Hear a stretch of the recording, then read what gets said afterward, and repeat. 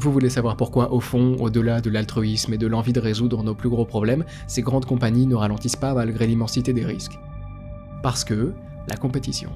Parce que les boîtes se font concurrence les unes entre les autres, et qu'elles veulent toutes développer une IA plus intelligente que celle du voisin, parce qu'elles veulent toutes être les premières à révolutionner le milieu, parce qu'elles veulent toutes être le vecteur de la prochaine révolution technologique, alors elles continuent à vanter l'immense potentiel de leur création pour accumuler des fonds et accélérer sans s'arrêter. Et à ce moment-là, on se dit peut-être qu'on ne devrait pas laisser l'avenir de chaque humain de cette planète entre les mains de compagnies privées, et que les États devraient intervenir, mais vous savez quoi, ils ne le feront pas non plus, ou alors pas assez.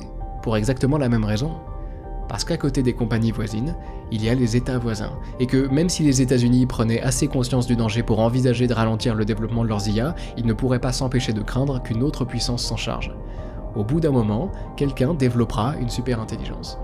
Alors OpenAI et Google DeepMind et les États-Unis, tout ce beau monde se dit que, quitte à ce que ça arrive, quitte à ce qu'une super-intelligence naisse, autant qu'elle naisse chez eux. Et tout le monde avance, comme ça, tous parfaitement conscients du danger, tous parfaitement conscients de la boucle dans laquelle ils se sont engouffrés, tous parfaitement conscients qu'ils sont tous parfaitement conscients du cercle vicieux dans lequel ils sont engagés, tous parfaitement conscients qu'ils continueront à accélérer.